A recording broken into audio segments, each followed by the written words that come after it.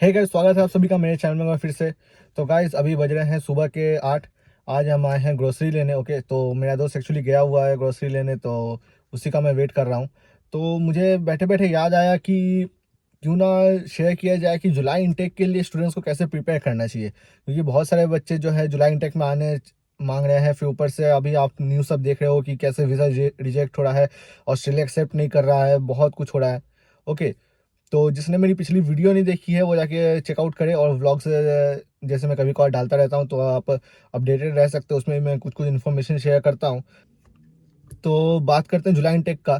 तो जुलाई इनटेक में अभी फ़िलहाल का सिचुएशन ऑस्ट्रेलिया में ये है, स्टूडेंट वीज़ा को लेके खासकर, कि अभी स्टूडेंट सब अप्लाई तो कर रहे हैं। ओके, लेकिन बहुत सारा वीज़ा जो है रिजेक्ट हो जा रहा है। क्यों रिजेक्ट हो रहा है? क्योंकि अभी जैसे जीएसटी लागू हो चुका है, जेन्युइन स्टूडेंट टेस्ट होता है, जीटी का चेंज करके जीएसटी हुआ।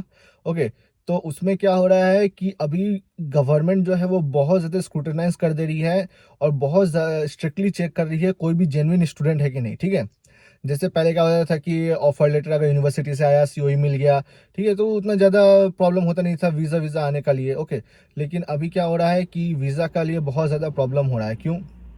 क्योंकि अभी बहुत सारे बच्चों का ऐसा हो रहा है कि सीओई आने के बाद भी वीज़ा रिजेक्ट हो जा रहा है। ठीक, तो बहुत ज़्यादा ये सब झमेला चल रहा है अभी। तो इसको देखते हुए जुलाई इनटेक जो है, उतना ही मैं कहना चाहूँगा गाइस कि अगर आप जैसे जेन्युइनली पढ़ने के लिए आ रहे हो, ठीक है, मतलब कि आपका मन में कुछ और हो सकता है कि मुझे नहीं वहाँ पे जाके काम करना है। ओके, लेकिन अगर आप एसओपी में दिखा पा रहे हो, अगर आप गवर्नमेंट को ये दिखा पा रहे हो कि आप जेन्युइनली पढ़ने आ रहे हो, पढ़ के आप इंडिया पाकिस्तान जहाँ से भी आ रहे हो वापस चल जाओगे, तो बहुत ज़्यादा आपका अच्छा होगा।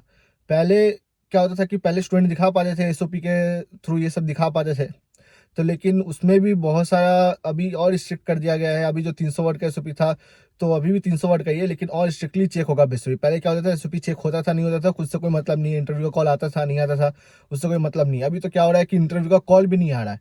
तो अगर मान लीजिए कि आपको इंटरव्यू का कॉल वगैरह नहीं आया, तो आप ये मत सोचिएगा कि मेरा तो वीज़ा आराम से आ जाएगा। जब तक आपका वीज़ा नहीं आ जाए तब तक आप कुछ सोचिए ही मत। सीओई भले ही आ जाए, कुछ भी हो जाए, लेकिन जब तक वीज़ा नहीं आ रहा है तब तक आप ये मान के चलिए कि आपका चांसेस हो सकता है वीज़ा रिजेक्ट होने का।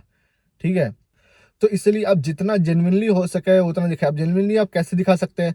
जैसे मान लीजिए कि आप बैचलर्स कर रहे हैं, ओके, या 12th में है, तो आपका खत्म होने वाला है या आप एग्जाम दे रहे हैं, वैसे ही अप्लाई कर दीजिए।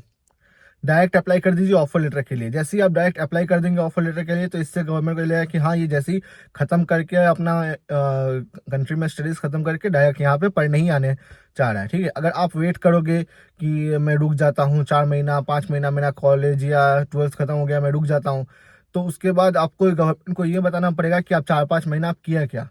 क्योंकि अगर कोई स्टूडेंट होता है तो वो क्या करता है कि या तो कॉलेज के बाद जैसे जॉब देखता है, या 12th के बाद डायरेक्ट बैचलर्स के लिए अप्लाई करने का ये देखता है। ओके, लेकिन अगर आप 4-5 महीने बैठे रहे तो आपको ये समझाना होगा गवर्नमेंट को कि आप कैसे क्या किए हो क्या नहीं किए हो। ठीक है, तो वो बहुत ज़्यादा डिफिकल्ट हो जाता है। साथ ही साथ अपना फाइनेंशियल जितना भी हो, डॉक्यूमेंट सब जितना भी है, उसको बहुत ज़्यादा स्ट्रांग रखें। मतलब कि जैसे आप जिस दिन अप्लाई कर रहे हो, और उसी उसी दिन या उससे पहले या कुछ दिन पहले ही आपने ये बैंक स्टेटमेंट वगैरह सब कुछ निकाला हो। ठीक है, एजुकेशन लोन, ये सब सब कुछ दिखाना जो एकदम जेन्युइन है। ऐसा कोई भी एजेंट के पास मत जाइएगा, जो एजेंट आप लोग क्या करेगा, बोलेगा कि आप अप्लाई कर दो, मैं तो आपको अपना पैसा दिखा दूंगा, तो उससे कोई दिक्कत नहीं आएगा, आपका वीज़ा आ जाएगा। नहीं, ऐसा बिल्कुल मत करिएगा। पहले भी वीज़ा रिजेक्शन के कारण ये सब बना था, क्योंकि फॉल्स डॉक्यूमेंट सब दिखा रहे थे।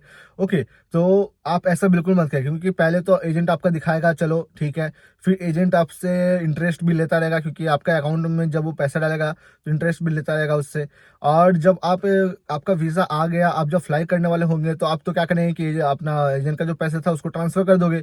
लेकिन जब आपका चेक होगा, कभी मान लीजिए कि आपका कभी कभार चेक हुआ, ठीक है, या तो एयरपोर्ट में चेक हो गया, या तो यहाँ पे आने के बाद गवर्नमेंट ने चेक किया कि एक बार देखे किस किस स्टूडेंट का है, तो अगर आप उसमें देखें कि अचानक से ये 15-20 लाख रुपया था, कहाँ गया, अचानक से ट्रांसफ़र हो गया, तो फिर से आपसे क्वेश्चन होगा, फिर आपको शो करना होगा, तो फिर दिक्कत में आ जाओगे आप।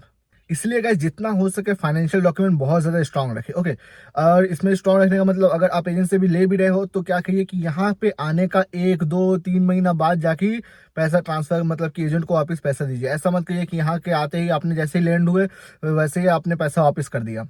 ओके। और आपका एकेडमिक्स डॉक्यूमेंट जितना सब है उसको बहुत अच्छा से स्ट्रॉन्ग करिए। ऐसा नहीं है गाइस कि यहाँ पे बहुत वीज़ा रिजेक्ट हो रहा है, आपका वीज़ा ही नहीं आएगा, आपको ऑस्ट्रेलिया आप किसी को बुला ही नहीं रहा है, कोई इंटरनेशनल स्टूडेंट को।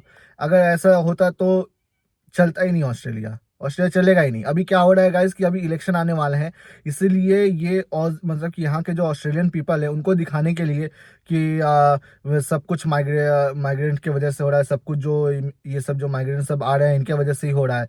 ठीक है, हम लोग का गवर्नमेंट का कोई गलती नहीं है, तो इसीलिए ये सब कर रहे हैं। और जैसे ही देखिएगा कि जैसे ही कोई कोई भी पार्टी जीत जाता है, वैसे ही धड़ाधड़ वीज़ा देना शुरू कर देंगे। फिर जैसे ये वीज़ा देना शुरू करेंगे, सबका सब अब आएगा, फिर उसका फिर से सेम होगा। तो अभी आप उस चीज़ का वेट मत करिए कि मेरा तो पढ़ाई खत्म हो गया, लेकिन मैं वेट करता हूँ इलेक्शन खत्म होने का। आप उसका वेट मत करिए, आप अप्लाई कर दीजिए डायरेक्ट। अगर आप अप्लाई कर दोगे ना, तो आपका जो ये टाइम फ्रेम था, जैसे कि मैंने आपको कहा कि आपको दिखाना पड़ेगा कि आप क्या कर रहे थे इसी बीच, तो वो भी आप जस्टिफाई कर पाओगे कि हाँ मेरा पढ़ाई खत्म हुआ, मैं वैसे ही अप्लाई कर रहा हूँ वीज़ा के लिए, क्योंकि मैं जेन्युइन स्टूडेंट हूँ। और अपना कनेक्शन दिखाइए स्ट्रॉन्ग, जो इंडिया आपका कंट्री के साथ है, आपका कनेक्शन स्ट्रॉन्ग दिखाइए। जैसे कि मेरा फैमिली यहाँ पे है, घर हो गया, दुकान हो गया, लैंड हो गया, कुछ भी, मतलब कि ऐसे स्ट्रॉन्ग कनेक्शन दिखाइए कि हाँ मैं वहाँ से सिर्फ पढ़ के वापस आ जाऊँगा। अगर मान लीजिए कि आप कोई जॉब कर रहे हो, तो आप दिखा सकते हो कि मैं यहाँ पे अच्छा पोस्ट पे हूँ, लेकिन मैं वहाँ पे जब पढ़ूंगा तो उसके वजह से मुझे अच्छा इंक्रीमेंट मिलेगा यहाँ पे, तो आप वो दिखा सकते हो।